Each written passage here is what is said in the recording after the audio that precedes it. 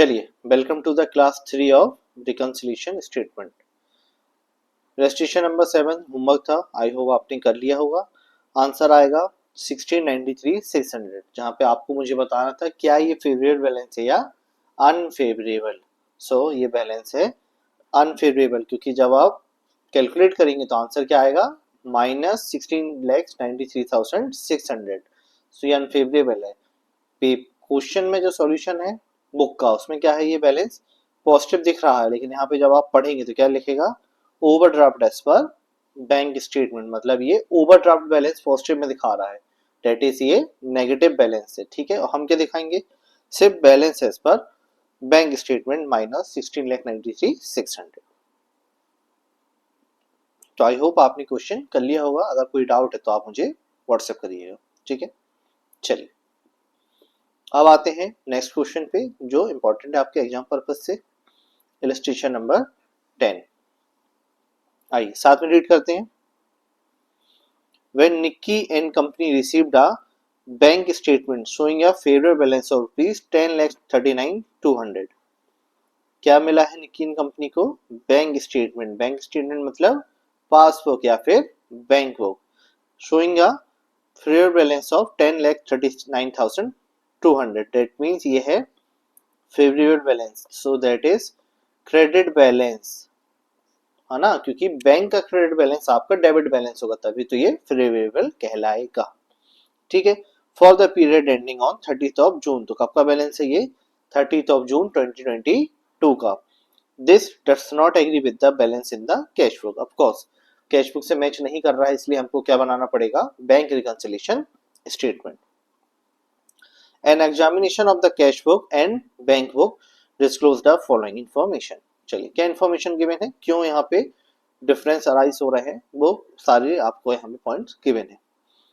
A deposit of rupees 3,09,200 paid on 29th of June 2022 had not been credited by bank until 1st of July।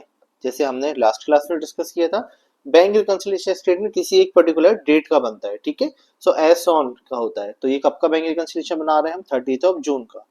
तो 30th of June तक की जो भी transaction होंगे, 30th of June तक के जो भी ट्रांजेक्शन होंगे, that are relevant for my bank reconciliation statement, उसके पहले के भी रेलेवेंट है 30th ऑफ जून तक के, मतलब पहले के और 30th ऑफ जून के, लेकिन 30th ऑफ जून के बाद जो भी ट्रांजेक्शन होंगे, जो कि जुलाई अगस्त सितंबर में होंगे, वो मेरे लिए रेलेवेंट नहीं है। ठीक है, तो क्या मतलब, अगर मैं 30th ऑफ जून को बीआरएस प्रिपेयर कर रहा हूँ, ठीक है, तो कुछ डेटा इसके पहले होगा, कुछ डेटा इसके बाद होगा। ठीक है, सो जो पहले का है और till the 30th of June है, that is relevant for bank reconciliation statement, लेकिन जो भी डेटा इसके बाद का है, मतलब यहां से लेके यहां तक का है, वो मेरे लिए रेलेवेंट नहीं है, दैट इज इररेलेवेंट। क्यों, क्योंकि ये तो बाद का है, तो बाद में ये मैच हो ना हो हमें इससे कोई मतलब नहीं है।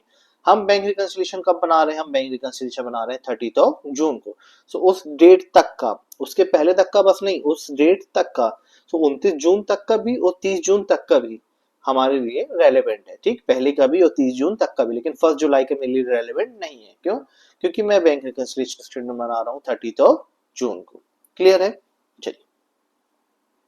So our deposit of rupees 3,09,200 paid on 29th of June has not been credited by bank। समझिए आपने क्या किया है, पैसा डिपॉजिट किया है बैंक में, मतलब चेक डिपॉजिट किया है जो बैंक में नहीं आया। अब आप समझिए, ये है right hand passbook, left hand is cash book. पैसे डिपॉजिट किए तो कैश बुक बढ़ गई, लेकिन बैंक में पैसा नहीं आया, कैश बुक बढ़ गई, बैंक में पैसा नहीं आया, तो कैश बुक को बैंक बुक से मैच करने के लिए क्या करेंगे, लेस करेंगे। क्या करेंगे, लेस करेंगे। ठीक है, अभी तक तो हमने यही समझा, अब आप समझिए क्वेश्चन में क्या गिवन है। निक्की एंड कंपनी के पास क्या है, bank statement. Nikki and company के पास क्या है, यहाँ पे बैंक स्टेटमेंट, मतलब आपके पास बैलेंस जो गिवन है वो किस चीज का गिवन है, बैंक का, that means bank book, bank statement that is your passbook. So अब बैलेंस कौन सा गिवन है, पासबुक का। सो आपको पासबुक से कैश बुक जाना है, क्योंकि यहाँ पे क्या गिवन है, this does not agree with the balance in the cash book, लेकिन कैश बुक का क्या बैलेंस है हमको गिवन नहीं है, तो आपको पासबुक से कैश बुक जाना है। अभी तक हम जितने भी क्वेश्चन हमने करे हैं इन 3 क्लासेस में हमने क्या किया है, कैश बुक से पासबुक गए हैं।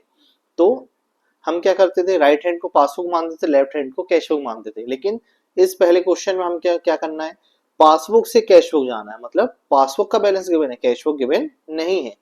तो पासबुक से कैश बुक जाएंगे तो हम क्या करेंगे, जहां से जहां जाना है, जहां से जाते हैं उसको यूज करते हैं लेफ्ट हैंड में, और जहां पर जाना है उसको यूज करते हैं राइट हैंड पे।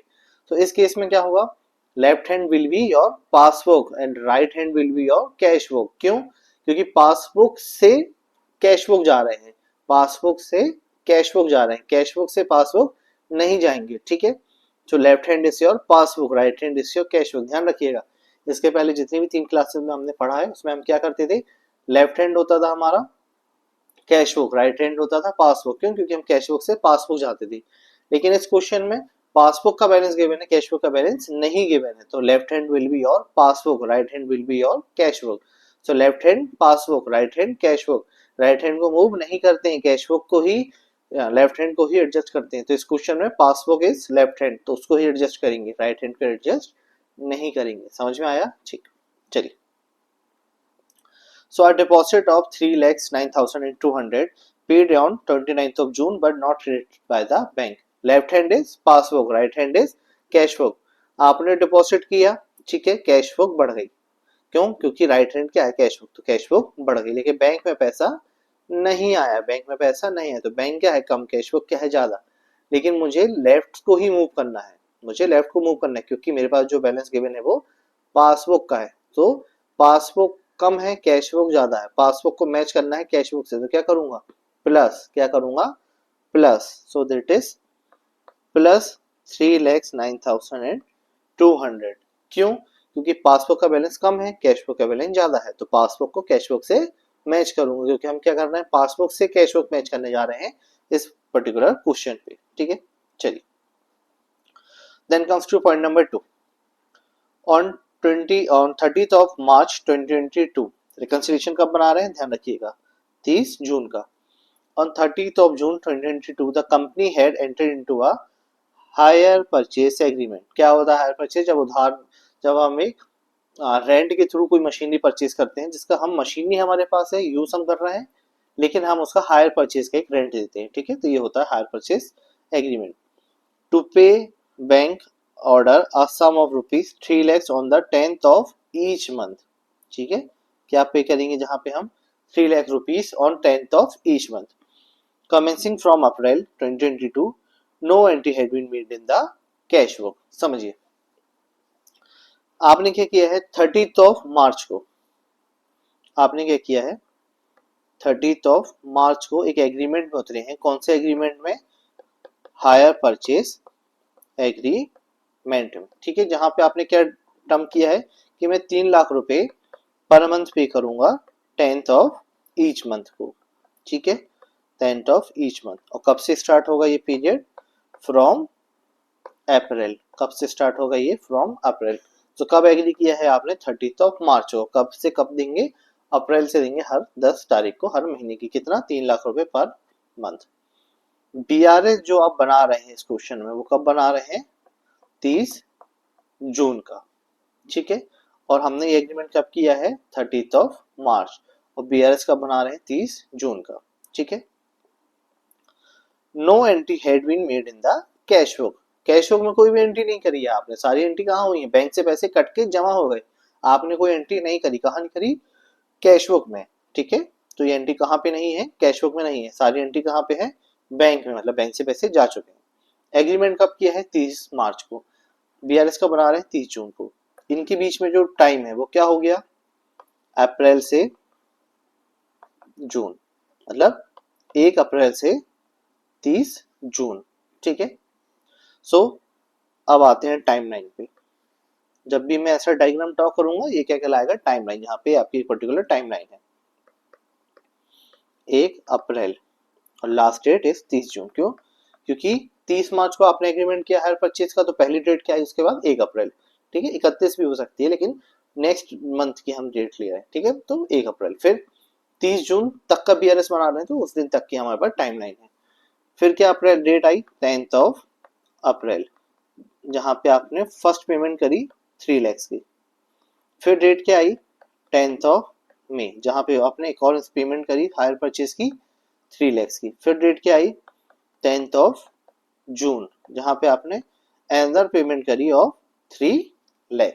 ठीक है, सो ये सारी पेमेंट जब आपने करी 3 lakh 3 lakh 3 lakh, which comes to the total of rupees 9 lakhs, which comes to the total of rupees 9 lakhs। ये एंट्री आपने कैश बुक में नहीं करी है, ये एंट्री आपने कैश बुक में नहीं करी है, एंट्री कहाँ हुई है सिर्फ पासबुक में। अब आप समझिए, left hand is your passbook for this question. इस क्वेश्चन में लेफ्ट हैंड क्या है पासबुक, राइट हैंड क्या है कैश बुक। ठीक है, अब समझिए, आपने 3 लाख करके 9 लाख रुपए पे कर दिए हैं 3 महीनों में, तो बैंक से पैसे कम हो गए, बैंक से पैसे कम हो गए, लेकिन कैश बुक में आपने कोई भी एंट्री नहीं करी। बैंक से पैसे कम हो गए 9 लाख, लेकिन कैश बुक में कोई एंट्री नहीं करी। मैच करना है पासबुक को कैश बुक से, तो पासबुक को बढ़ाएंगे, पासबुक को बढ़ाएंगे तो क्या करेंगे प्लस, क्या करेंगे प्लस, प्लस 9 lakhs। समझ में आ रहा है क्या किया हमने। क्वेश्चन को पढ़ना है, उसकी इंग्लिश उसकी ग्रामर पे ध्यान देना है। क्या बोल रहा है 30th ऑफ जून के एग्रीमेंट में गए, हर महीने की 10 तारीख को पेमेंट होगी, तो 10 अप्रैल 10 मई 10 जून 3 महीने आ गए। कितनी पेमेंट होगी 3 lakhs पर मंथ, तो 3 lakhs multiplied by 3 is 9 lakhs। So 9 lakhs की पेमेंट हो गई बैंक से, लेकिन बैंक में पैसा कम हो गया, कैश बुक में पैसा कम नहीं हुआ। हम पासबुक को बैंक बुक कैश बुक से मिला रहे हैं, तो बैंक बुक में क्या करेंगे पासबुक में इंक्रीज करेंगे, so that amount will be match with the cash book. Clear है, चलिए। Then comes to the point number 3. A customer of the firm who received a cash discount of rupees 400, who received a cash discount of 400 on his account of rupees 4 lakhs, paid the firm on 12th of June। Customer ने क्या किया 4% का discount मिला है, तो firm check पे किया है कितने का डिस्काउंटेड अमाउंट के बाद वाला 12th ऑफ जून को। बीआरएस का बना रहे हैं 30th of June, 12th of June को किया, मतलब before the date of BRS या till the date of BRS, मतलब ये पार्ट है आपके बैंक रिकंसिलिएशन स्टेटमेंट का। ठीक है, the cashier erroneously entered the gross amount in the bank column of the cash book. Cashier ने क्या किया गलती से ग्रॉस अमाउंट ले लिया, कहाँ पे बैंक कॉलम के कैश बुक के, कहाँ पे bank column of the cash book. अब आप समझिए 4 लाख रुपए फर्म को किसी कस्टमर से लेना था, ठीक 4 लाख रुपए लेना था फर्म को कस्टमर से, फर्म ने उसे क्या किया 4% का डिस्काउंट दिया। सो 4 लैक्स का 4% कितना होगा 4 लैक्स मल्टीप्लाइड बाय 4%, कैलकुलेटर में करिए, so it comes to rupees 16,000।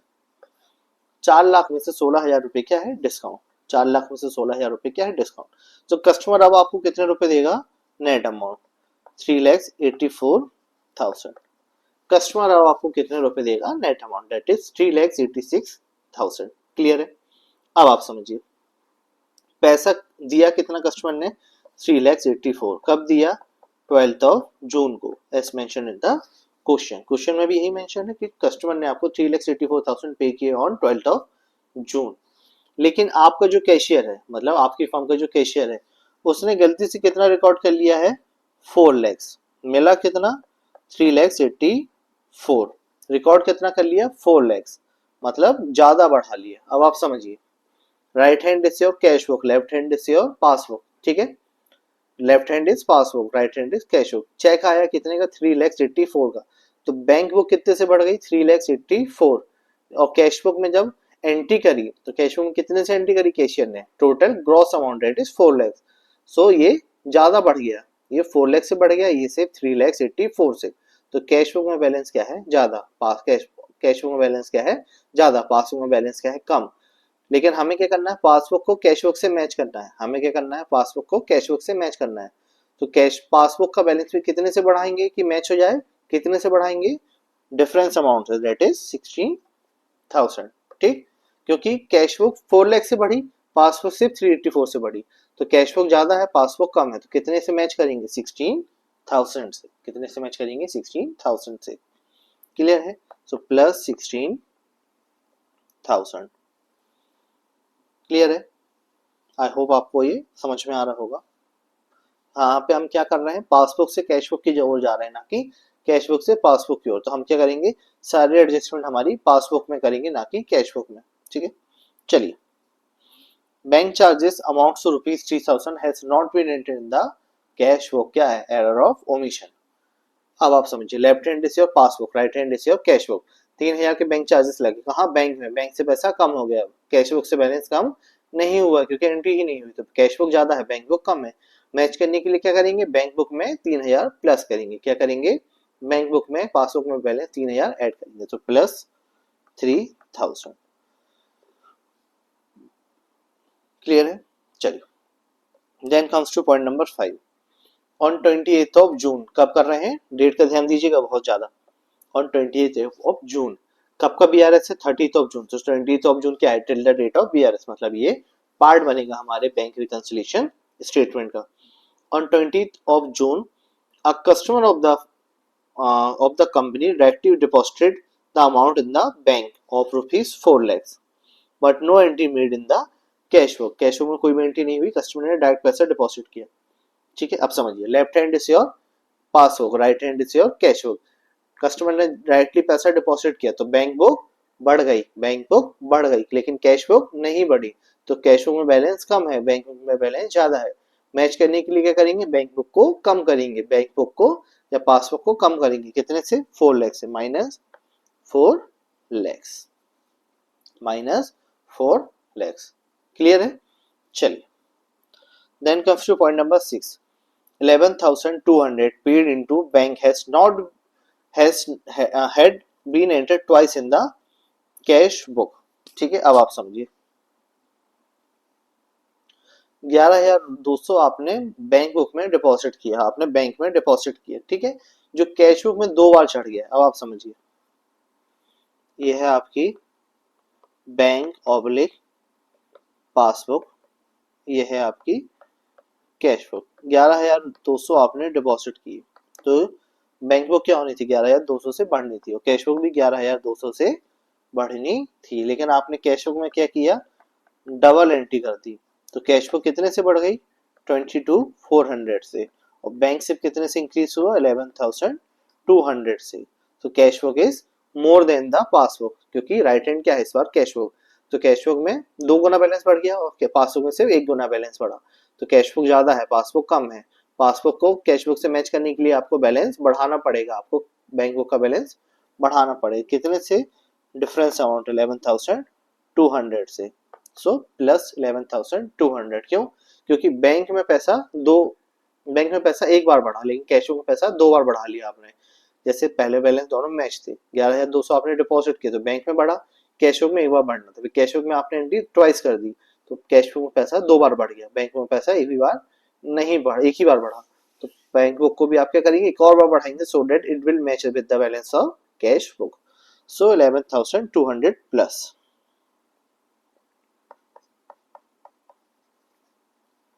ठीक है, चलिए। Then point number 7। A debit of rupees 11 lakhs appeared in the bank statement for an unpaid check which had been written marked out of date. The check has been redated by the customer and paid into the bank again on 5th of July। को समझ में आया, नहीं, चलिए फिर से read करिए एक बार, फिर से रीड करिए 2 बार, फिर से रीड करिए 3 बार।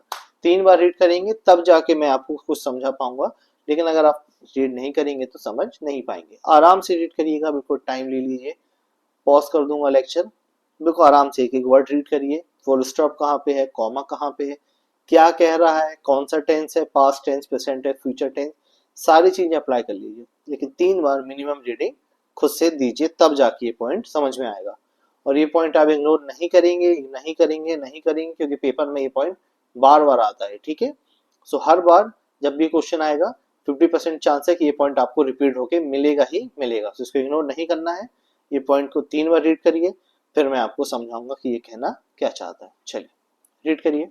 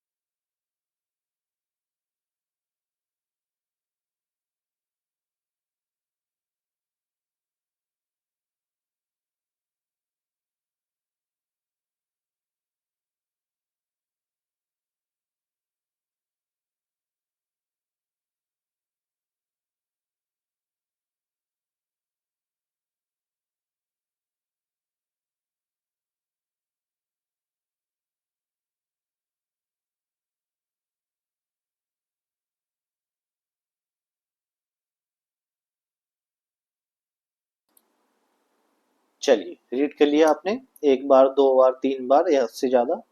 चलिए कुछ समझ में आया? आया तो अच्छी बात, नहीं आया तो और अच्छी बात। चलिए देखिए, ये है आपका बैंक बुक, पासबुक या बैंक स्टेटमेंट जो बैंक प्रिपेयर करता है, ठीक है, ये उसका एक फॉर्मेट है। अगर कोई अमाउंट क्रेडिट में आ रहा है, अगर कोई अमाउंट क्रेडिट में आ रहा है, डेट मीन्स पैसा आ रहा है कि जा रहा है। ध्यान दीजिए क्या बोल रहा हूं, कौन सी बुक है? बैंक बुक, पासबुक या बैंक स्टेटमेंट। अगर bank book, passbook, bank statement में कोई भी अमाउंट क्रेडिट में आ रहा है, शो हो रहा है क्रेडिट में, तो पैसा आ रहा है कि जा रहा है। ध्यान दीजिएगा, बैंक का बैलेंस आपका बाइस वर्षा होता है इस पर कैश बुक। सो बैंक का credit is your cash book का डेबिट, कैश बुक का credit is your bank book का डेबिट। सो बैंक बुक में अगर कोई चीज क्रेडिट हो रही है अब तो मतलब है कि पासबुक में वो अमाउंट डेबिट होगा। बैंक बुक में कुछ क्रेडिट हो रहा है तो पासबुक में डेबिट होगा। तो पैसा आ रहा है कि जा रहा है? आ रहा है। डेट मीन्स कुछ भी क्रेडिट होगा तो पैसा प्लस हो गया, मतलब पैसा बढ़ गया, है ना। जैसा हमने पहली क्लास में देखा था कि जब भी आपके अकाउंट में पैसा आएगा तो बैलेंस मैसेज क्या आता है? Your account has been credited. Your account has been credited मतलब पैसा आया, ठीक है। अब आप समझिए, कोई भी चीज अगर डेबिट होती है आपके बैंक बुक में या पासबुक में, कोई भी चीज अगर डेबिट होती है आपके बैंक बुक में या पासबुक में, तो पैसा आ रहा है कि जा रहा है? बैंक का डेबिट, आपका क्रेडिट, बैंक का डेबिट, कैश बुक का क्रेडिट, तो पैसा आ रहा है कि जा रहा है? जा रहा है। सो डेट इज नेगेटिव, ठीक है। तो पैसा आता है तो क्रेडिट होती है पासबुक, जाता है तो डेबिट होती है पासबुक। क्लियर है? आप समझिए क्वेश्चन का पॉइंट क्या बोल रहा है। ध्यान दीजिएगा, जितना मैं रीड करूंगा सिर्फ उतना रीड करेंगे क्योंकि बहुत सारे पार्ट हैं।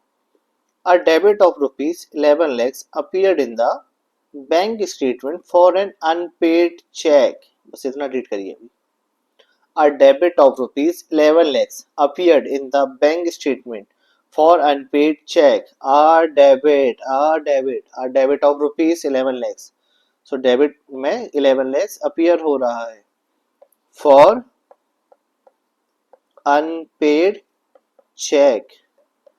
A debit of rupees 11 lakhs appeared in the debit side for an unpaid check. ठीक है, तो ये क्या हुआ है? 11 लाख रुपए डेबिट में दिख रहा है, कहाँ के? बैंक स्टेटमेंट के। which had been written marked out of date, which had been written marked out of date. So for unpaid check, marked out of date, marked out of date। अब out of date का मतलब क्या होता है समझिए। कोई भी check है, कोई भी अगर चेक होता है तो उसकी लाइफ होती है सिर्फ 3 months फ्रॉम द डेट। किसी भी चेक की लाइफ वैलिडिटी कितनी होती है? सिर्फ 3 मंथ फ्रॉम द डेट। कौन सी डेट? जो डेट आप मेंशन कर देते हैं आपके चेक में। सपोज तो अगर मान लीजिए ये चेक है, यहाँ पे मैंने अमाउंट लिखा, यहाँ पे मैंने किया, यहाँ पे मैंने साइन किया। यहाँ पे जब डेट का कॉलम होता है तो सपोज मैंने डेट दी है 1 मई 2025। अगर मैंने डेट दी है 1 मई 2025, तो ये 1 मई 2025 से वैलिड होगा। कब तक के लिए? आने वाले 3 मंथ्स के लिए, आने वाले 3 मंथ्स के लिए। तो समझिए कितना होगा? मई पूरा, जून पूरा, जुलाई पूरा। तो ये 31 जुलाई तक के लिए वैलिड है, ठीक है। सो कोई भी चेक होता है उसकी जनरली वैलिडिटी क्या होती है? 3 months from the date of signing, ठीक है। तो आपने अगर बैंक चेक में डेट की है 1 मई तो 3 महीने के लिए वैलिड है। 3 महीने बाद अगर मैं ये चेक को डिपॉजिट करूंगा, सपोज 5 अगस्त को मैंने ये चेक डिपॉजिट किया, 5 अगस्त को अगर मैंने ये चेक डिपॉजिट किया, so it will bounce, it will bounce मतलब रिटर्न हो जाएगा, पैसा नहीं मिलेगा इसका, ये चेक खराब हो गया। समझ के आ रहा है? तो चेक की वैलिडिटी कितनी होती है? 3 महीने, ठीक है। तो 3 महीने बाद अगर मैं चेक डिपॉजिट करूंगा तो चेक क्या हो जाएगा? रिटर्न बैक हो जाएगा, ठीक है, mark being marked out of date. तो इस केस में क्या हुआ है? 11 लाख रुपए आपके डेबिट साइड में अपियर हो रहे हैं being marked out of date. अभी तक क्वेश्चन जो पढ़ा उसके हिसाब से क्या हो रहा है? 11 lakhs डेबिट साइड में अपियर हो रहे हैं। फिर से रीड करते हैं शुरू से। A debit of rupees 11 lakhs appeared in the bank statement for unpaid check which had been marked written marked out of date। ठीक है। तो बैंक बुक में 11 लाख रुपए आपको दिख रहा है, एक चेक आपका वापस आया है 11 lakhs का, जो आपने लगाया होगा, जो आपने डिपॉजिट किया होगा अपने पास। ये चेक आपको मिला, आपने लगाया अपने बैंक में, डिपॉजिट किया अपने बैंक की, भाई ये चेक है 11 लाख रुपए का, मैं डिपॉजिट कर रहा हूँ, मुझे मेरे बैंक में अकाउंट में 11 लाख आ जाने चाहिए। बैंक में पैसे आए या नहीं आए की बात नहीं हो रही, यहाँ पे क्या हो रहा है कि डेबिट में दिख रहा है, मतलब पैसे चले गए, पैसे चले गए। ठीक है, अब आप समझिए। आप सोच रहे होंगे सर क्या बोल रहे हैं, चेक किसी ने मुझे दिया, मैंने अपने बैंक में लगाया, पैसे आने थे, लेकिन क्या हुआ है, उल्टा डेबिट में दिखने लगा है, being marked out of date. या तो पैसे मिलने ही नहीं चाहिए अगर बाउंस हो गया है, ठीक है, पैसे मिलने ही नहीं चाहिए, और वापस कैसे हो रहे हैं, यहाँ पे तो डेबिट में हो रहा है ना अपीयर। ठीक है, तो इसमें पूरे ही क्वेश्चन में क्या है, एक अजम्पशन है। अजम्पशन क्या है कि जो cheque being out of date हुआ है, वो चेक पहले मिला, पैसे आए, फिर वापस गए हैं। क्या बोला मैंने, एक चेक आपने डिपॉजिट किया अपने बैंक में 11 लाख रुपए का, जो आपको किसी कस्टमर ने दिया था, ठीक है, पैसे आने थे, ठीक है, लेकिन अगर चेक आउट ऑफ डेट हो गया, मतलब 3 महीने के बाद का चेक हो गया है, तो पैसे नहीं मिलने चाहिए आपको, ठीक है, यही होता है सिनेरियो। लेकिन इस क्वेश्चन में क्या बोल रहा है, डेबिट में 11 लाख अपीयर हो रहा है, being cheque marked out of date, मतलब पैसा आपको डेबिट साइड में आ गया, मतलब पैसे चले गए। तो आप बोलेंगे सर या तो पैसे मिलते अगर सब कुछ सही होता, या तो पैसे नहीं मिलते अगर कुछ भी सही नहीं होता। दोनों ही केस में पैसे जाने का प्रावधान नहीं है, मतलब पैसे आपके जाएंगे थोड़ी, या तो पैसे मिलेंगे या तो पैसे नहीं मिलेंगे। ठीक है, इस केस में चेक आउट ऑफ डेट हो गया तो पैसे नहीं मिलने चाहिए थे, ये जा क्यों रहे हैं भाई, अगर मुझे किसी ने गलत चेक दिया है तो वो पैसे मुझे नहीं मिलेंगे, ठीक है, पैसे चले थोड़ी आएंगे। तो देखिए यहाँ पे अजम्पशन क्या है कि जो आपको अपीयर हो रहा है डेबिट में 11 lakhs being marked out of date, उसका मतलब है कि पहले पैसे आए थे, पहले पैसे आए थे उसी चेक के रिगार्डिंग, ठीक, जैसे ही पैसे आए बैंक ने देखा कि अरे ये तो चेक आउट ऑफ डेट हो गया है, बैंक ने देखा कि अरे ये चेक तो आउट ऑफ डेट हो गया, ये पैसे आपको नहीं मिलने चाहिए, तो जैसे ही पैसे बैंक ने आपको क्रेडिट कर दिए थे वो वापस कर दिए। तो हुआ क्या था, पहले एक एंट्री आई थी चेक डिपॉजिटेड, एक एंट्री होती चेक डिपॉजिटेड, तो क्या हुआ था, आपके पास 11 लाख रुपए सच में आए थे, ठीक है, जो आपने चेक लगाया था तो 11 लाख रुपए आपके पास आए थे, ठीक। फिर बैंक ने रियलाइज किया कि अरे इस चेक की तो डेट ही आउट ऑफ डेट है, मतलब ये 3 महीने पुराना डेट है, तो ये चेक आपको पैसा नहीं मिलना चाहिए। तो बैंक ने क्या किया, पैसे जो आपको दे दिए थे ना, वो आपसे वापस ले लिए हैं डेबिट करके, ठीक। तो पहले क्या हुआ, बैंक ने आपको पैसे दिए 11 लाख, फिर देखे कि अरे चेक की तो डेट चली गई है, तो क्या किया, चेक वापस ले लिया, तो क्या किया, डेबिट कर दिया 11 लाख रुपीज। तो प्लस हुआ 11 लैक्स, माइनस हुआ 11 लैक्स, बचा कितना, नेट इफेक्ट 0, ठीक है, ये हुआ है इस क्वेश्चन में। समझ में आ रहा है, पैसा डेबिट में दिख रहा है क्योंकि एक चेक आउट ऑफ डेट हो गया था, इसका मतलब है कि पैसा आया होगा तब तो वापस किया बैंक ने, पैसा आया होगा तब तो वापस लिया बैंक ने, ठीक। तो एजम्पशन क्या है कि पैसा आया था उसी चेक के रिगार्डिंग, बैंक ने रियलाइज करी गलती, तो बैंक ने क्या किया, पैसा तो दे चुकी है, तब क्या करेगी, आपसे ले लेगी, तो डेबिट कर दिया 11 लाख से। तो नेट इफेक्ट क्या हुआ, 0, क्योंकि 11 लाख से आया, 11 लाख से कम किया, नेट इफेक्ट 0 हो गया। क्लियर है, अब आप समझिए क्वेश्चन के आगे की लाइंस क्या बोलती हैं। The cheque has been redated by the customer and paid into bank on 5th of July. Cheque फिर से रीडेट कर दिए कस्टमर ने, मतलब जैसे ही बैंक ने आपका पैसा आपको नहीं दिया तो आपने कस्टमर से बोला कि भाई जो चेक आपने दिया था वो 3 महीने पुराना हो गया है, अब ये बैंक में वैलिड नहीं है। तो कस्टमर ने क्या किया, रीडेट कर दिया, the cheque has been redated by the customer. तो कस्टमर ने क्या किया, नया चेक बना के आपको दिया, और आपने उस चेक को बैंक में डिपॉजिट किया, कब, 5 जुलाई को। कब किया, 5 जुलाई। अब ध्यान दीजिए, बीआरएस कब बना रहे हैं, 30 जून को, ठीक, और चेक आपको फिर से कब मिला है, 5 जुलाई को। सो ये क्या है, beyond the date of bank reconciliation, beyond the date of bank reconciliation. So ये आपके यूज के लिए नहीं है, आपको सिर्फ इस डेट तक का चीजें आपको बैंक रिकंसिलिएशन में कंसीडर करनी है, ठीक है। सो ये जितना भी पार्ट है 5th ऑफ जुलाई वाला, ये आपके लिए क्या है, इररेलेवेंट, ठीक है। तो the cheque has been redated by the customer and paid into bank on 5th of July. ये क्या है आपके लिए? सारी चीजें इररेलेवेंट। आपके लिए रेलेवेंट क्या है? सिर्फ जो आपको बैंक रिकंसिलिएशन तक की डेट में हुआ है।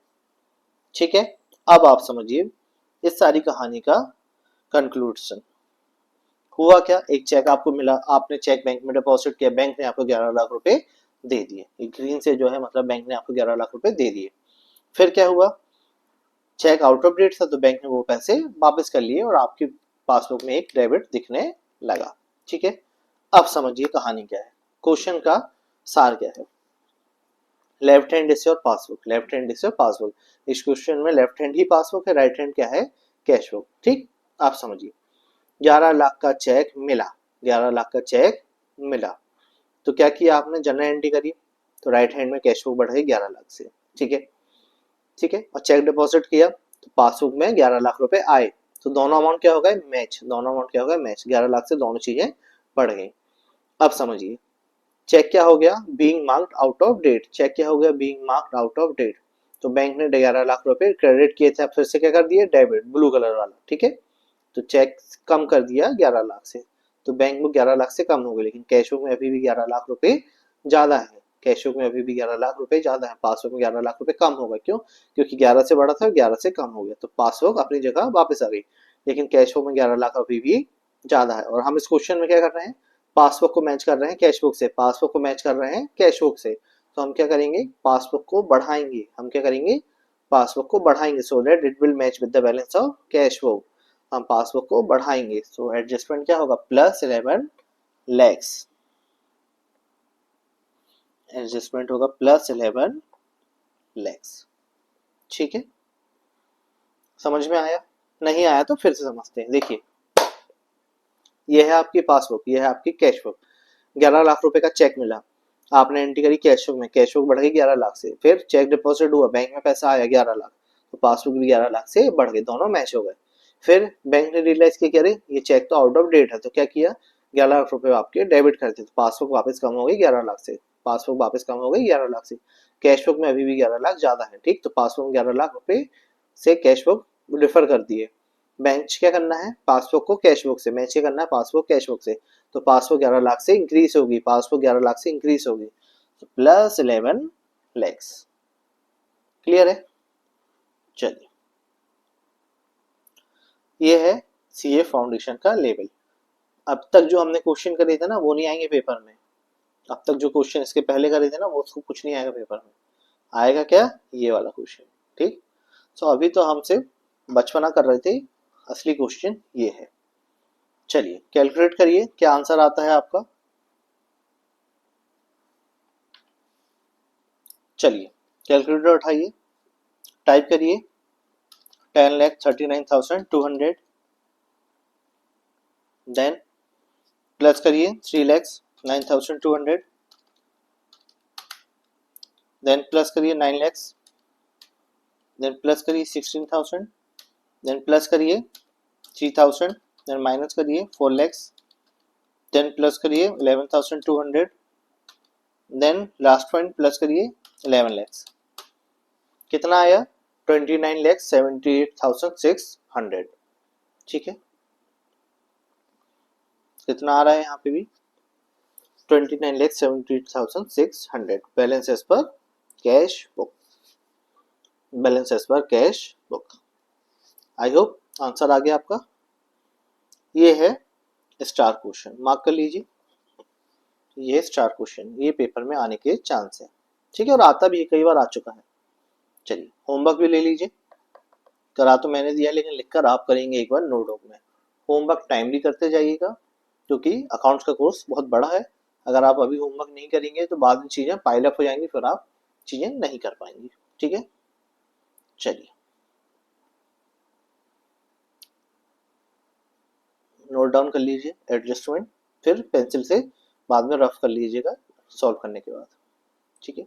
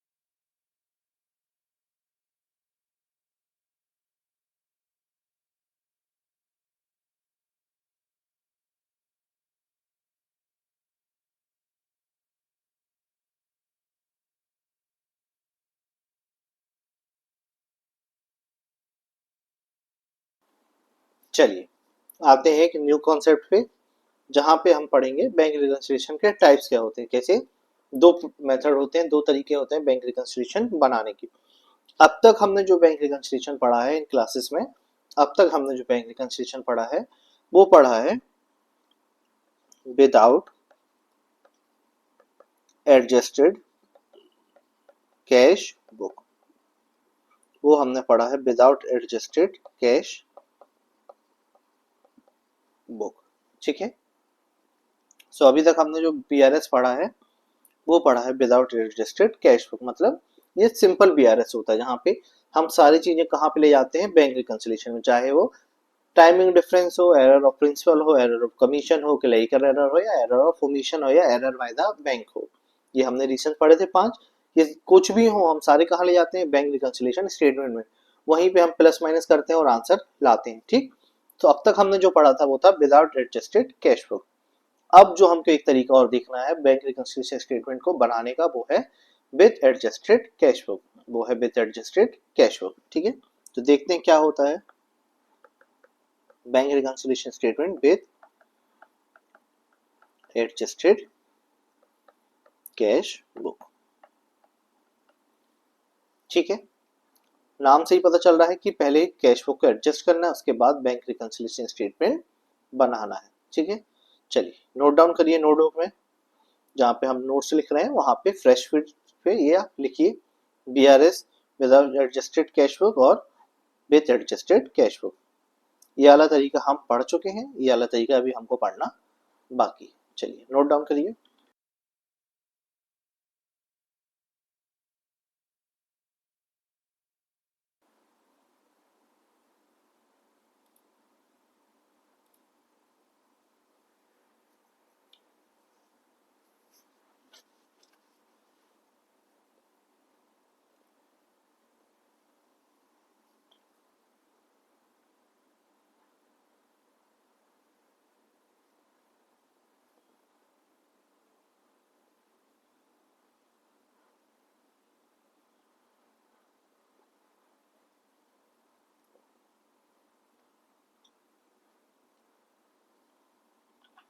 चलिए नोट डाउन किया, तो अब देखते हैं विद एडजस्टेड कैश बुक।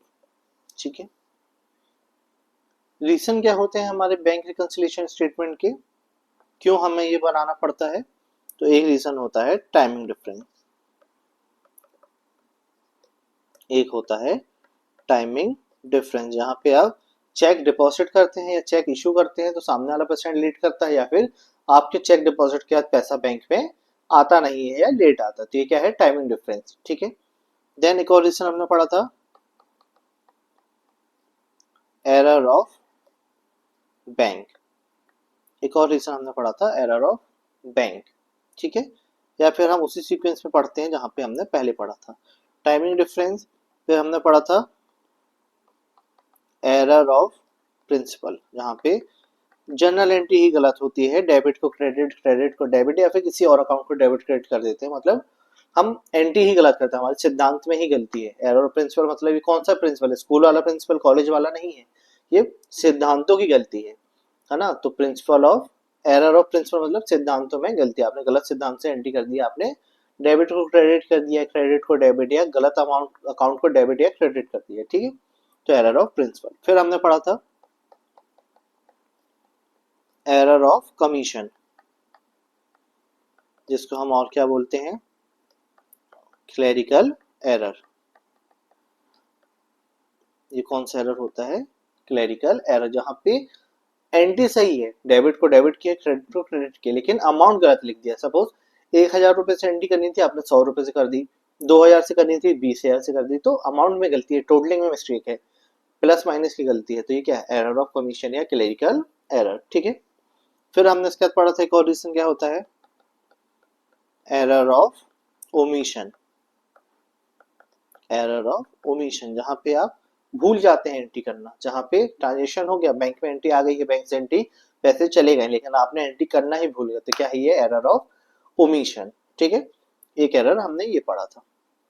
फिर हमने पढ़ा था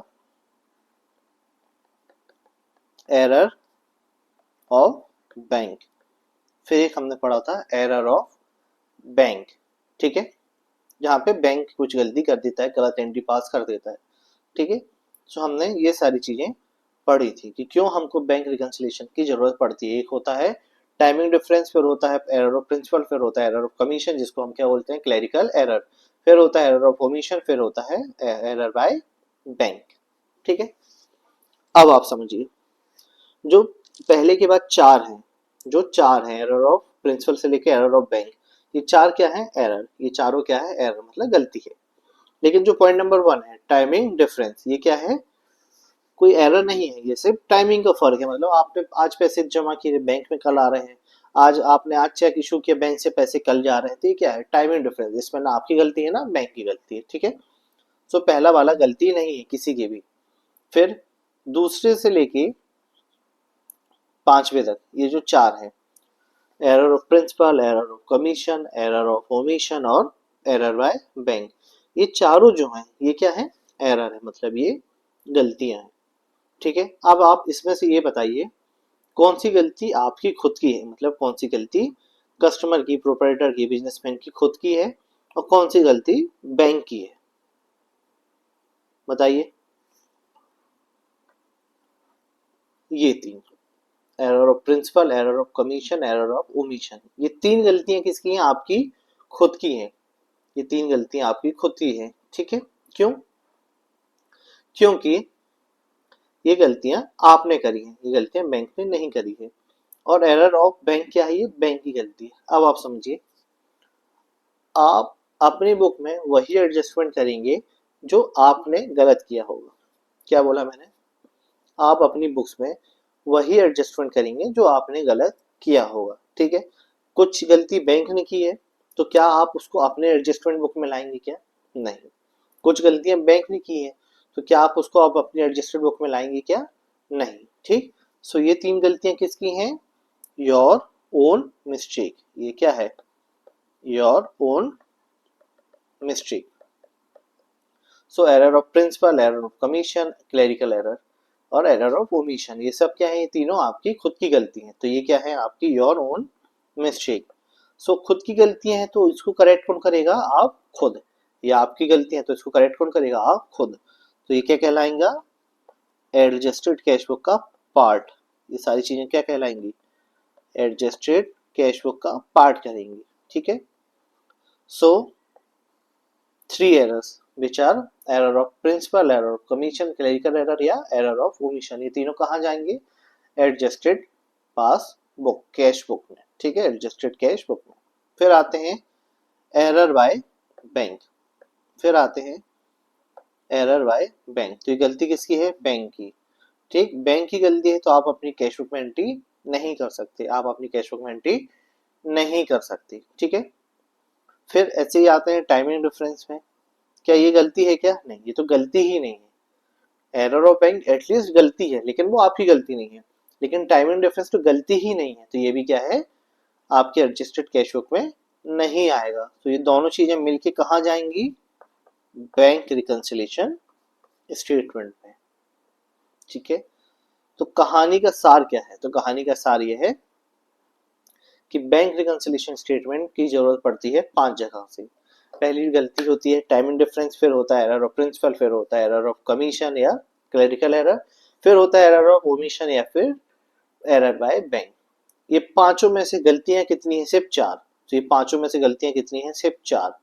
फिर इन चारों में से आपकी खुद की गलती कितनी है, ये तीन। उन पांचों में से, उन चार पांचों में से गलतियां कितनी है, चार। उन चारों में से तीन गलतियां खुद की आपकी होती हैं, ठीक। सो ये तीन गलतियां कहाँ जाएंगी, एडजस्टेड कैश बुक में, क्योंकि आप ही इनका एडजस्टमेंट करेंगे। उसके बाद आते हैं वापस, तो पहला वाला है टाइमिंग डिफरेंस जो गलती नहीं है, फिर उसके बाद लास्ट वाला है एरर ऑफ बैंक जो गलती है लेकिन बैंक की गलती है। तो ये दोनों जो आपकी गलतियां नहीं है या फिर आप इसका कुछ नहीं कर सकते, ये दोनों कहाँ जाएंगे, बैंक रिकंसिलिएशन स्टेटमेंट में। तो मतलब क्या हुआ, जो आपके ये तीन गलतियां है ना, इसको आप सबसे पहले कहाँ ले जाएंगे, एडजस्टेड कैश बुक में। फिर वहां से जो बैलेंस आएगा उसको आप कहाँ ले जाएंगे, बैंक रिकंसिलिएशन स्टेटमेंट में। फिर वहां से आप क्या करेंगे, अमाउंट को मैच, ठीक है। चलिए, तो एक बार फिर से सार बता देते हैं। मान लीजिए this is your cash book, इसके बैलेंस को आपको कहाँ ले जाना है, एडजस्टेड कैश बुक में। इस बैलेंस को आपको कहाँ ले जाना है, एडजस्टेड कैश बुक में, जहां पे 3 एरर आप करेक्ट करेंगे। एक एरर होगा एरर ऑफ प्रिंसिपल, जहां पे 3 एरर आप करेक्ट करेंगे। एक एरर होगा एरर ऑफ प्रिंसिपल, फिर एक एरर होगा एरर ऑफ कमीशन, एक एरर होगा एरर ऑफ कमीशन, फिर एक एरर होगा एरर ऑफ ओमिशन। ठीक, ये 3 एरर को आप कहाँ सुधारेंगे, एडजस्टेड कैश बुक में। फिर ये बैलेंस निकल के आएगा तो कहाँ जाएगा, बैंक रिकंसिलिएशन स्टेटमेंट में, जहां पे आप 3 एरर करेक्ट करेंगे। कौन कौन से एरर, 2 एरर करेक्ट करेंगे। एक होगा टाइमिंग डिफरेंस, जो कि एरर ही नहीं है, लेकिन इसके एडजस्टमेंट आप यहाँ पे करेंगे। फिर एक होता है एरर बाय बैंक, जो एरर तो है लेकिन आपका खुद का नहीं है, वो कहाँ जाएगा, बैंक रिकंसिलिएशन स्टेटमेंट में। सो आपको आखिरी में क्या आएगा, बैलेंस एज पर पास बुक। तो अमाउंट बैलेंस क्या आएगा आपको, बैलेंस एज पर पास बुक। ये दोनों अमाउंट फिर क्या करेंगे, एक दूसरे से रिकंसाइल हो जाएंगे। ठीक, तो प्रोसीजर क्या है, कैश बुक का बैलेंस कहाँ जाएगा, एडजस्टेड कैश बुक में। वहां पे 3 एडजस्टमेंट होंगे, एक होंगे error of principle, error of omission या एरर ऑफ कमीशन, या फिर क्लेरिकल एरर की ये एडजस्टमेंट यहाँ पे होंगे। फिर वहां से जो बैलेंस निकलेगा वो कहाँ जाएगा, बैंक रिकंसिलिएशन स्टेटमेंट में। वहां पे आपको 2 चीजों का एडजस्टमेंट करना है, एक टाइमिंग डिफरेंस का और एक एरर बाय बैंक का। जब ये दोनों एडजस्टमेंट आप कर लेंगे तो जो बैलेंस आएगा वो मैच हो जाएगा आपके कैश बुक से या पासबुक से। ठीक है, चलिए, तो ये है आपका bank reconciliation statement with adjusted cash book. ठीक है, चलिए नोट डाउन करिए, फिर एक क्वेश्चन करेंगे। ये आपने नोट डाउन कर लिया है, चलिए अब आप इसको नोट डाउन करिए।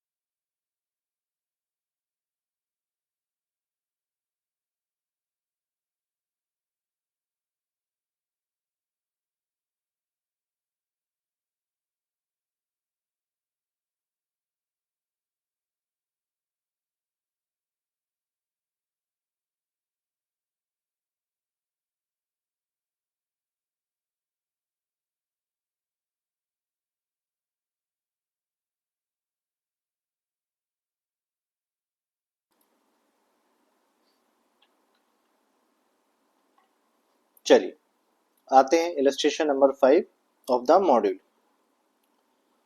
रीड करते हैं साथ में। On 30th of September 2022, the bank account of X according to the bank column of the cash flow, according to the bank column of the cash book, मतलब कैश बुक का balance है, bank column का है लेकिन cash book का balance है, was overdrawn to the extent of rupees 4060. So cash book is overdrawn 4062. क्या है? ओवरड्रॉन है मतलब अनफेवरेबल बैलेंस है, अनफेवरेबल बैलेंस है मतलब नेगेटिव बैलेंस है, नेगेटिव बैलेंस है मतलब माइनस का साइन आएगा। तो कैश बुक में बैलेंस कितना है? -4062. On the same date, the bank statement showed a credit balance of rupees 20,758 in favor of X. Same date को बैंक स्टेटमेंट कितना दिखा रहा है balance? 20,758 in favour of X. In favour of X मतलब positive balance है, ठीक है। So bank book या फिर पासबुक में कितना बैलेंस दिख रहा है? 20,758, डेट इज पॉजिटिव बैलेंस, ठीक है। और सेम डेट बोला है, डेट में डेट क्या हो गई? 30th of September 2022 को। तो बैंक में कितना बैलेंस है एज पर कैश बुक? -4062। और बैंक बैलेंस कितना है एज पर बैंक बुक? 20,758, ठीक है। मतलब बैलेंस में फर्क है ऑन द सेम डेट। आपको क्या बनाना है? Bank reconciliation statement. बहुत सारे पॉइंट गिवन है, हम बाद में देखेंगे, पहले आते हैं रिक्वायरमेंट में। You are required, point number A, to show the appropriate rectification required in the cash book of X. You are required to show the appropriate rectification required in the cash book of X. क्या मतलब है इसका? Adjusted cash book बनानी है, मतलब क्या है? Adjusted cash book बनानी है, ठीक।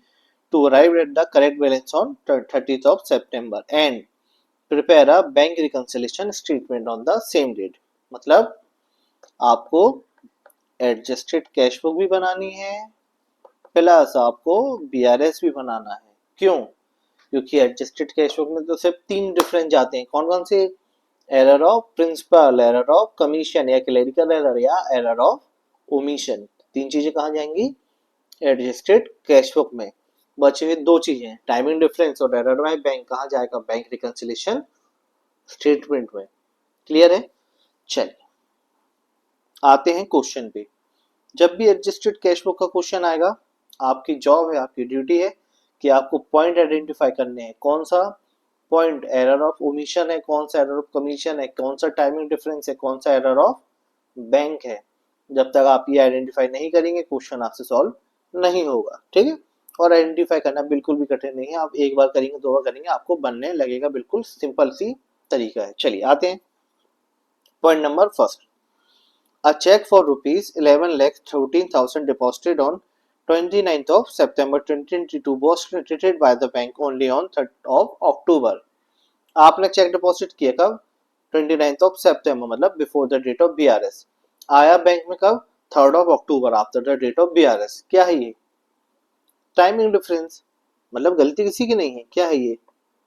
टाइमिंग डिफरेंस, ठीक है। ऐसे आपको आइडेंटिफाई करना है सारे डिफरेंसेस। चलिए देन आते हैं point number 2। A payment by check for rupees 16,000 has been entered twice in the cash book. A payment by check for rupees 16,000 has been entered twice in the cash book. Error of principle है, error of commission है, clear error या error of omission है। Entry करना भूल जाना क्या कहलाता है? Error of omission. तो यहाँ पे क्या आप एंट्री करना भूल गए हैं? नहीं, बल्कि आपने 2 बार एंट्री कर दी है। एरर ऑफ प्रिंसिपल क्या होता है? जहां पे आप गलत एंट्री पास करते हैं, डेबिट को क्रेडिट, क्रेडिट को डेबिट। क्या ये वो गलती है? नहीं। तो ये क्या है? Error of commission, clerical error, जहां पे आपने 2 बार एंट्री पास कर दी, ठीक। तो मैं इसको क्या बोलूंगा? एरर ऑफ कमीशन, ठीक है। क्लियर है? चलिए Then comes to point number 3. On 29th of September 2022, the bank credited an amount of rupees 1,17,400 received from a customer of X, but the advice was not received by X.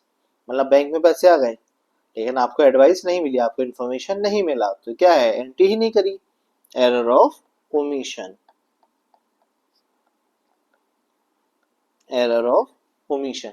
Clear है, जहां पे आपने entry नहीं करी, आपको पता नहीं चला कि एंट्री करना है, तो गलत एंट्री करने का तो चांस ही नहीं है, एंट्री करी ही नहीं होगी, तो क्या है, error of omission. Then comes to point number 4. Bank charges amount to rupees 580 has not been entered in the cash flow, साफ साफ लिख दिया, had not been entered in the cash flow, error of omission.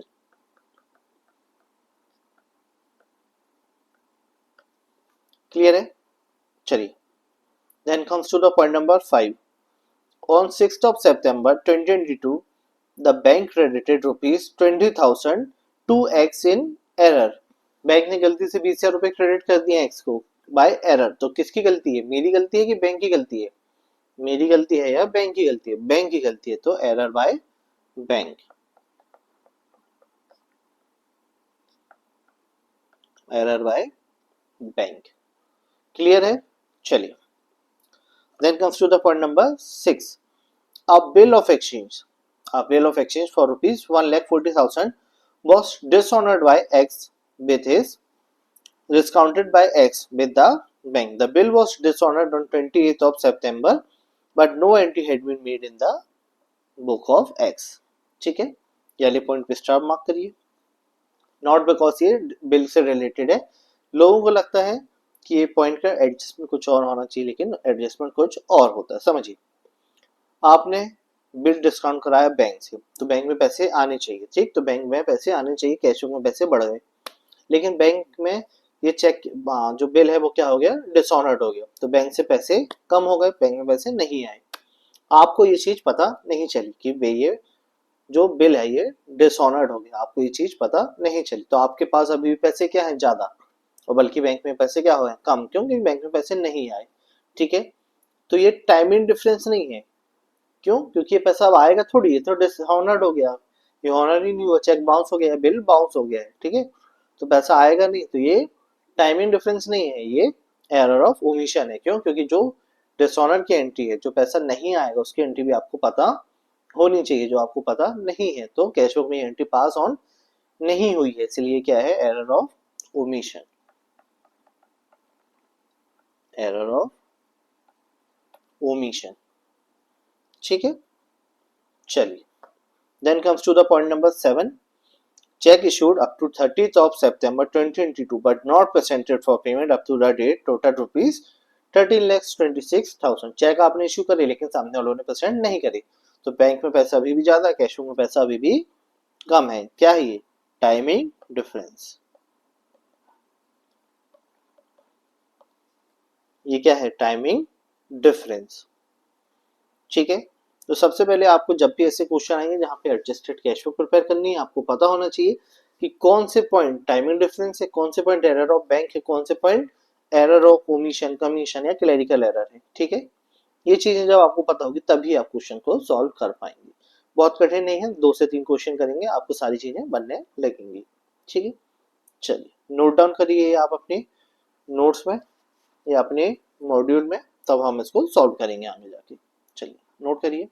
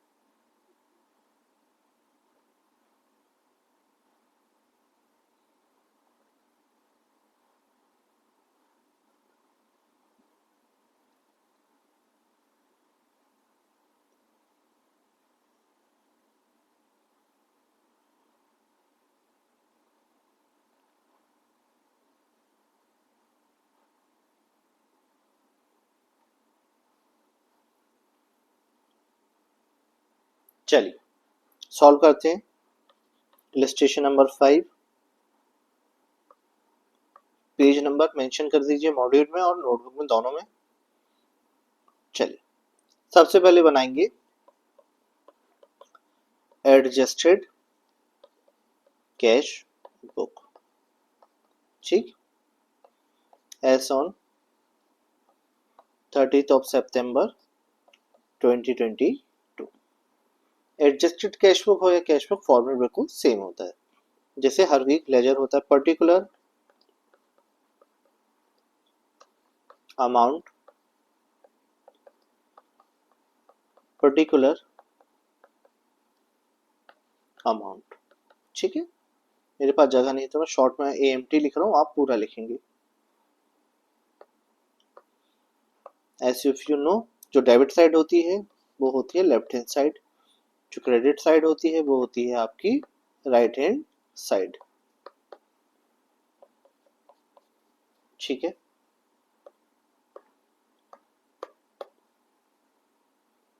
चलिए draw करिए format.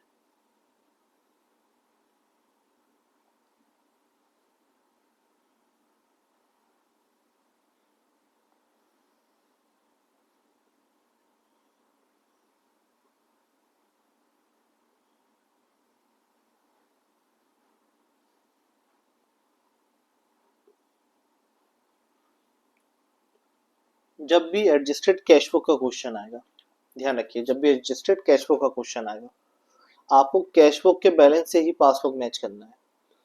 क्या बोला? जब भी एडजस्टेड कैश बुक का क्वेश्चन आएगा, आपको कैश बुक के बैलेंस से ही पासबुक को मैच करना है। क्यों?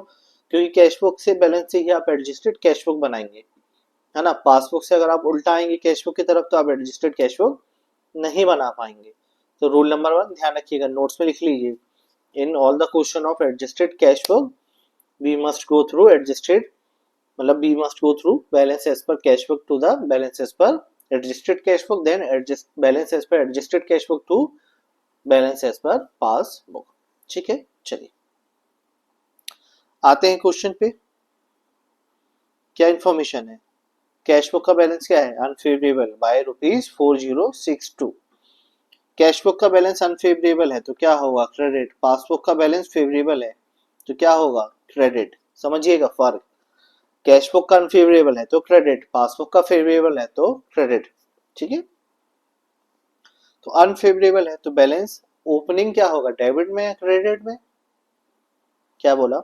अगर अनफेवरेबल है तो बैलेंस ओपन कहाँ होगा? डेबिट में या क्रेडिट में?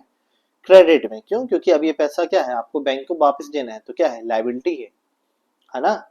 अगर आपको खुद का पैसा होता है फेवरेबल तो कहाँ ओपन होता है? डेबिट में, क्योंकि एसेट है। लेकिन आपको ये पैसा देना है तो कहाँ ओपन होगा? क्रेडिट में। तो क्या लिखेंगे? बाय बैलेंस ब्रॉड डाउन, कितना? 4062। क्लियर है? चलिए आते हैं पॉइंट नंबर 1 पे, मेरे साथ देखते जाइए, फुल स्क्रीन में आपको समझ में आएगा। पॉइंट क्या है? A cheque of ₹13,14,000 deposited on 30th of June। ये पहला वाला पॉइंट क्या है? Timing difference. तो ये क्या यहाँ पे आएगा? नहीं, कहा जाएगा? बैंक रिकंसिलिएशन स्टेटमेंट में, जैसा हमने नोट्स में पढ़ा, ठीक है। देन आते हैं point number 2। A payment by check of ₹16,000 has been entered twice in the cash book। समझिए, एक पेमेंट करी आपने 16,000 रुपए की, जो कैश बुक में 2 बार एंटर हो गई, ठीक। पेमेंट करी है आपने, पेमेंट करी है तो कैश बुक क्या हो गई आपकी? कम होनी चाहिए, पासबुक से बैलेंस भी कम होना चाहिए। अब आप समझिए, left hand is your cash book, right hand is your passbook, ठीक है। आपने पेमेंट करी तो बैंक से पैसा कम हो गया 16,000, कैश बुक से भी बैलेंस कम हो गया 16,000।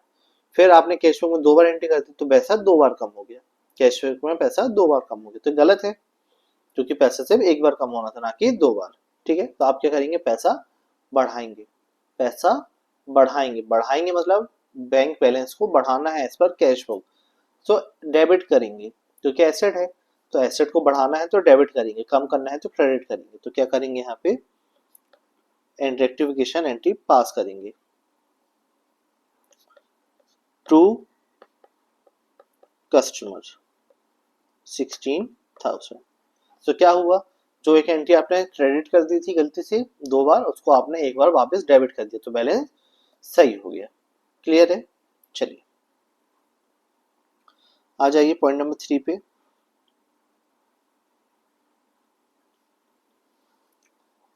On 29th of September, the bank credited amount of rupees 117,400 received from customer, but advice was not received. पैसा बैंक में आया लेकिन आपने एंट्री नहीं करी, क्या? Error of omission, error of omission. तो आप क्या करेंगे? एंट्री करेंगे। ठीक है, चलिए लिखिए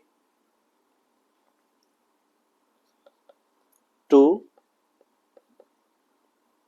कस्टमर 117,400, 117,400। ठीक है, क्योंकि पैसा आ गया। चलिए आ जाइए वापस point number 4, bank charges. Bank charges मतलब बैंक से पैसा कम हो गया, आपने एंटर नहीं किया है। ठीक है, चलिए एंटर करिए। By bank charges 580। ठीक है, चलिए एंटर करिए। फिर आते हैं पॉइंट नंबर 5 में। ये क्या है? एरर बाय बैंक लिखा हुआ ना, एरर बाय बैंक, बैंक ने गलती की है, तो कहाँ जाएगा? बैंक रिकंसिलिएशन स्टेटमेंट में, ना कि एडजस्टेड कैश बुक में। ठीक है, चलिए तो इसको अभी के लिए इग्नोर करते हैं। देन आते हैं पॉइंट नंबर 6, जो इंपॉर्टेंट में, bill of exchange of rupees 140 discounted with bank was dishonoured. ठीक, no advice has been made in the cash book. समझिए, ये है आपका लेफ्ट हैंड में कैश बुक, राइट हैंड में पासबुक। एक बिल आया जो आपने बैंक से डिस्काउंट कराया, ठीक, तो कैश बुक में आपने एंट्री कर ली कि भाई पैसा आएगा, बैंक में पैसा आना था। ठीक है, लेकिन कैश बुक में पैसा आ गया, बैंक में पैसा भी नहीं बढ़ा। क्यों नहीं बढ़ा? क्योंकि बिल डिसऑनर्ड हो गया है। तो कैश बुक में बैलेंस ज्यादा है, बैंक बुक में बैलेंस उतना ही है। क्यों? क्योंकि वो पैसा नहीं आया, बिल डिसऑनर्ड है। तो कैश बुक ज्यादा है, पासबुक कम है। कैश बुक क्या करेंगे? कम करेंगे, कम करेंगे। ठीक है, तो क्या लिखूंगा मैं? कम करना है, तो बाय बिल ऑफ एक्सचेंज। कितना अमाउंट है? 1,40,000। कितना अमाउंट है? 1,40,000। ठीक है, क्योंकि कैश बुक में बैलेंस ज्यादा था, पासबुक में पैसा बढ़ा ही नहीं, तो हम क्या करेंगे? कैश बुक को भी कम करेंगे। क्लियर है? चलिए देन आते हैं पॉइंट नंबर 7 पे, चेक इशूड। ये भी क्या है? Timing difference. ठीक है, सो ये भी कहाँ जाएगा? बैंक रिकंसिलिएशन स्टेटमेंट में। चलिए, तो आपके जितने पॉइंट आने थे चारों आपने कहाँ पे लिख लिए हैं? एडजस्टेड कैश बुक में। Point number 2, point number 3, point number 4, point number 6। ठीक है, और पॉइंट नंबर 1, 5 और 7 कहाँ जाएंगे? बैंक रिकंसिलिएशन स्टेटमेंट में। क्लियर है? चलिए अब क्या करना है? बैलेंसिंग फिगर निकालना है। टोटल करते हैं, किस साइड का टोटल ज्यादा आ रहा है? 1,17,400 है यहाँ पे, प्लस 16,000। ठीक है, और डेबिट साइड में बैलेंस कितना आ रहा है? निकालिए। 1,40,000 प्लस 580 प्लस 4062, कितना हो गया टोटल? 144,642, 144,642। ठीक, माइनस करेंगे बैलेंस, 16,000 माइनस 117,400, कितना आया? 11,242 टू बैलेंस कैरी डाउन। ठीक है, सिंपल है, पहली बार हो सकता है आपको थोड़ा सा अलग लगे, लेकिन बहुत ही सिंपल है। बस चलिए अब मुझे बताइए, ये जो बैलेंस आया है ना,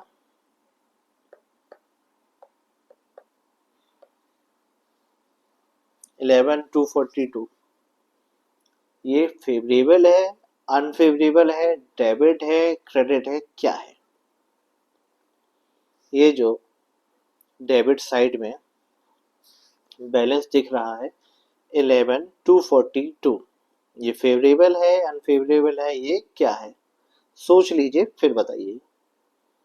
ठीक है, कैसे बताएंगे? अपने आप को बताइए, मैं सुन लूंगा।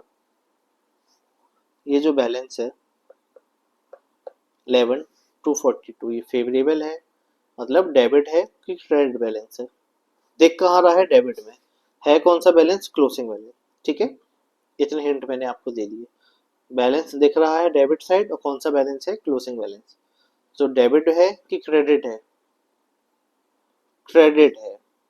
कौन सा बैलेंस है ये, क्रेडिट। क्यों, क्योंकि ये यहाँ पे क्लोज हुआ है, तो ओपन कहाँ होगा, क्रेडिट साइड में, ठीक। और ये डेबिट का क्लोजिंग है, ये डेबिट का क्लोजिंग है, मतलब ओपन कहाँ होगा, क्रेडिट में। अगर ये जैसे यहाँ पे है, ओपन कहाँ हुआ था, क्रेडिट साइड, तो ये क्रेडिट है, मतलब बैलेंस ही क्रेडिट है। लेकिन ये बैलेंस जब यहाँ डेबिट में दिखता है ना, क्लोजिंग बैलेंस, वो ओपनिंग है, ये वाला ओपनिंग है, ये कौन सा, क्लोजिंग। क्लोजिंग अगर आपको डेबिट में दिख रहा है, डेट मीन्स ये क्रेडिट बैलेंस है, अगले साल क्रेडिट में ओपन होगा, ठीक। कैश बुक का क्रेडिट है, मतलब अनफेवरेबल है। कैश बुक का क्रेडिट है मतलब अनफेवरेबल है, मतलब नेगेटिव साइन। क्या मतलब नेगेटिव साइन, ठीक है। चलिए नोट डाउन करिए, ये चीजें आपको पता होनी चाहिए। पॉज कर लीजिए फिर नोट करिए। चलिए, अगर आपने नोट कर लिया तो अब लिखिए बैंक रिकंसिलिएशन स्टेटमेंट, ठीक। फॉर्मेट में ड्रॉ नहीं कर रहा हूँ क्योंकि अब तो आपको ये खुद से आना चाहिए। Balance as per cash book, balance as per cash book -11,242। क्यों, क्योंकि credit balance as per cash book है, मतलब अनफेवरेबल है, अनफेवरेबल है मतलब नेगेटिव, तो हम साइन कौन सा यूज करेंगे, नेगेटिव का, ठीक। -242। चलिए आ जाइए point number 1, timing difference. Cheque और rupees 13,14,000 deposited on 29th of September was credited by bank only on 3rd of October। Left hand cash book, right hand passbook. Cheque आपने डिपॉजिट किया, left hand में cash book है, cash book बढ़ गई, passbook नहीं बढ़ी, ठीक है। लेकिन हमको कैश बुक को किससे मैच करना है, पासबुक से। तो कैश बुक में बैलेंस ज्यादा है, पासबुक में बैलेंस कम है, कैश बुक का बैलेंस क्या करेंगे, कम। क्या करेंगे, कम, so less.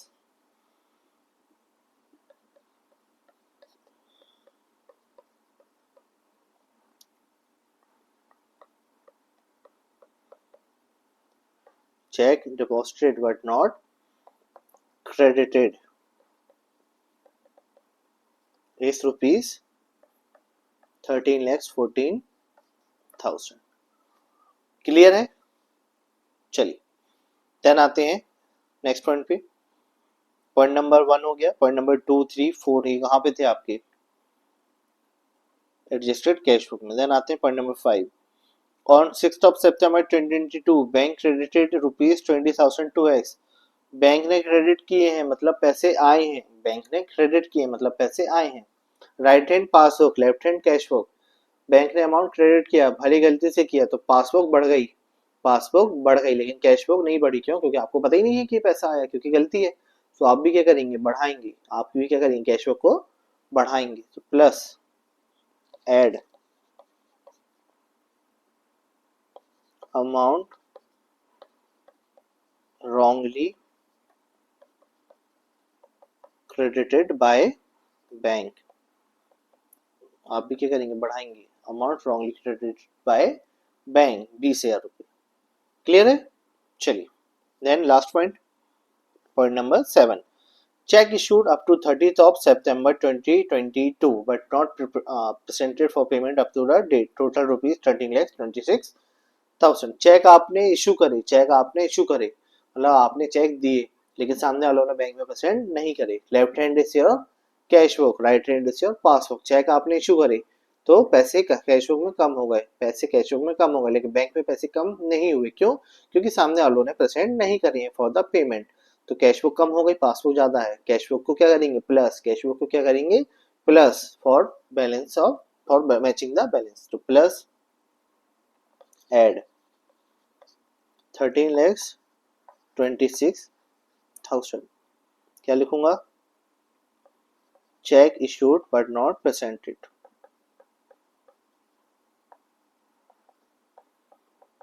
Check issued but not presented, ठीक है। राइटिंग आप कंसीडर कर लीजिएगा। टोटल करूंगा क्या आएगा, 11,242 साइन नेगेटिव का, प्लस सॉरी -13,14,000 प्लस 20,000 प्लस 13,26,000। कितना आया बैलेंस, 2758 और पॉजिटिव आया है। सो बैलेंस एज पर पास बुक इज 20,758 रुपीज। ठीक है, ये है आपका bank reconciliation statement with adjusted cash flow. Answer एक बार टैली कर लेते हैं, कितना आ रहा है 20,758। क्वेश्चन में जाएंगे, क्या गिवन है, बैलेंसेस पर bank book plus 20,758 positive balance. ठीक है, क्वेश्चन में कहाँ गिवन है, यहाँ पे गिवन है। क्लियर है, चलिए बस सॉल्यूशन देख लेते हैं इनका। इनके में भी कितना आ रहा है 2078।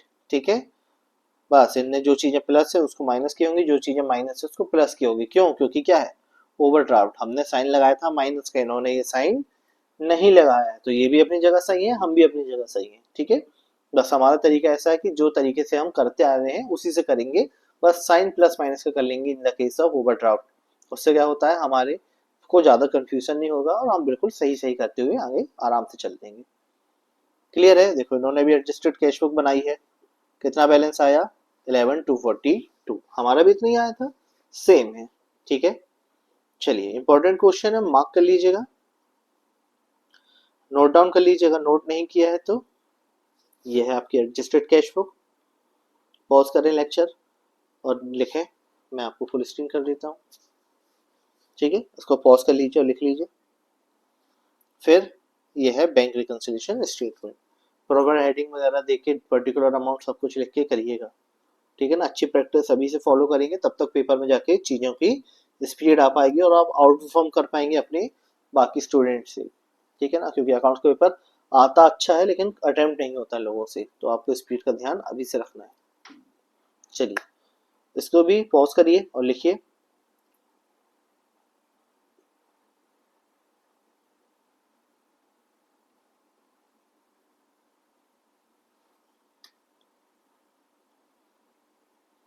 चलिए लिख लिया, ये हो गया आपका illustration number 5। Now comes to illustration number 6। ये होमवर्क है, मैं बस आपकी एक हेल्प करूंगा यहाँ पे। सेम क्वेश्चन है एडजस्टेड कैश बुक का। ठीक है, कौन सा एरर क्या है मैं आपको यहाँ से आइडेंटिफाई करा देता हूँ, then it will be easy for you. On 30th of December 2022, the bank column of A Phillips cash book showed a debit balance of 4610। ठीक है, क्या है, bank column of cash book, bank column of cash book showed a debit balance of 4610। तो क्या है ये, favourable balance मतलब positive है। ठीक है, कैश बुक में आपको पॉजिटिव बैलेंस दिख रहा है मतलब डेबिट बैलेंस दिख रहा है मतलब क्या है, पॉजिटिव, तो ये बिल्कुल अच्छा बैलेंस है। ठीक है, cheque amounting to rupees, point number 1, cheque amounting to rupees 6,30,000 which was issued to trade payable award entered in the cash book before 30th of December but not presented for payment। क्या है, timing difference. ठीक है, point number 2, cheque amounting to rupees 250 had been recorded in the cash book as having been paid into the bank on 30th of December but not entered in the bank statement on 1st of January। ये भी क्या है, timing difference, check deposited but not credited in the bank। ठीक है, then comes to point number 3, a check received for rupees 73,000 has been dishonored prior to 30th of December but no record of this appeared in the cash book। क्या है, error of omission, आपने cash book में balance बढ़ा लिया, passbook में पैसा नहीं आया, error of omission. A dividend of rupees 380 paid direct to the bank has not been recorded in the cash book। Dividend आया मतलब पैसे आए, आपने रिकॉर्ड नहीं किया, error of omission. Point number 5, bank interest and charges amount to rupees 4,200 has been charged in the bank statement but not entered in the cash book। Bank interest and charges amounting to 4,200, charge मतलब bank interest जो है ये आपकी income नहीं है, खर्चा वाला है, ये चार्ज हुआ है, तो क्या हो गया, ये भी कम हो गया पैसा, आपने रिकॉर्ड नहीं किया, एरर ऑफ ओमिशन। ठीक है, सिंपल है बिल्कुल, आप 2-3 क्वेश्चन करेंगे आपको बिल्कुल बनने लगेगा। Then point number 6, no entry had been made in the cash book for trade subscription of rupees 10,000 paid by bank order। क्या होता है ट्रेड सब्सक्रिप्शन, मतलब कुछ कहीं का आपने सब्सक्रिप्शन लिया हुआ जो पैसे आपके डायरेक्ट कटे जाते हैं बैंक से बिना आपके पूछे, जैसे नेटफ्लिक्स होता है ना, इसी तरीके से होता है, तो पैसे कट गए लेकिन आपने एंट्री नहीं करी, क्या है, एरर ऑफ ओमिशन।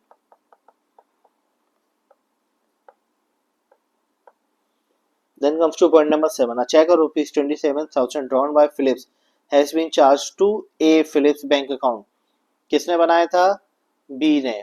चार्ज किसको हो गया? बी फिलिप्स ने रखा था, ए फिलिप्स को चार्ज हो गया। ठीक है, बाय मिस्टेक। मिस्टेक किसकी है? बैंक की। एरर ऑफ बैंक या एरर बाय बैंक कहाँ जाएगा? पीआरएस में। ठीक है, तो point number 1, point number 2, point number 7 ये दोनों का तीनों कहाँ जाएंगे? बीआरएस में। बचे हुए कहाँ जाएंगे?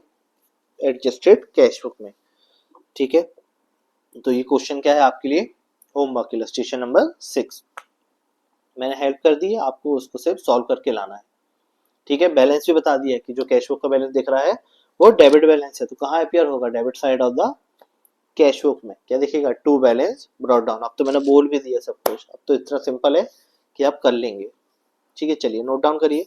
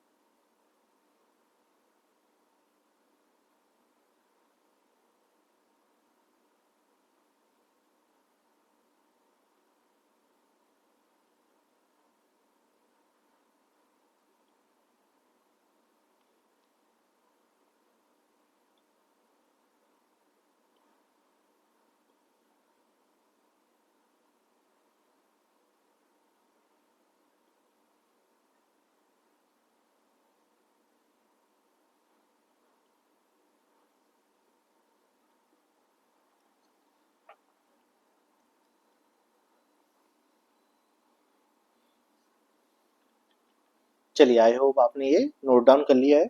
ठीक है, चलिए होमवर्क ले लीजिए। बहुत सारा होमवर्क है जो बिल्कुल आसान है आपके लिए। ठीक है, चलिए होमवर्क लीजिए। चैप्टर 3 बीआरएस का क्वेश्चन बैंक का पेज नंबर 3.3 से question number 1, question number 2, question number 3 and question number 5। ठीक, ये है आपका homework.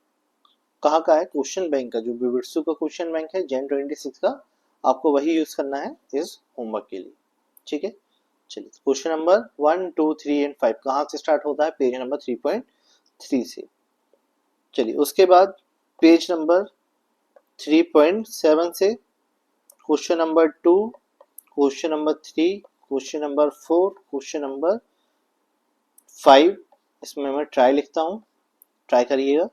Then comes to question number 6, इसमें मैं ट्राई लिख रहा हूँ, हो सकता है आपसे ना बने लेकिन प्लीज ट्राई करिएगा। ठीक, then question number 7, question number 11, question number 13, question number 14, question number 15 and question number 17। बस इतना सा होमवर्क है, बहुत ज़्यादा नहीं है, ये आपको करना है। ठीक है, नेक्स्ट क्लास के पहले, मतलब अभी तक ये तीसरी क्लास है तो ये 3 क्लास आप कर लीजिए, फिर ये सारा होमवर्क करिए, जो डाउट है मुझे पूछ लीजिए, फिर आप आगे क्लास देखिएगा। लेकिन अच्छा मतलब ये भी नहीं है कि आप ये होमवर्क कर ही नहीं रहे हैं 3 दिन तक तो आप क्लास भी नहीं देख रहे हैं, नहीं। एक दिन का नहीं, पूरा होमवर्क करना है, फिर आपको नेक्स्ट क्लास अगले ही दिन देखनी है। ठीक है, चलिए तो इसको नोट डाउन कर लीजिए अपने क्वेश्चन बैंक में होमवर्क के साथ, और फिर सॉल्व कर लीजिएगा। ठीक है, और जो भी डाउट होंगे मेरा नंबर आपके पास है, आप मुझे व्हाट्सएप कर सकते हैं। चलिए तो आज के लिए इतना ही। Thank you.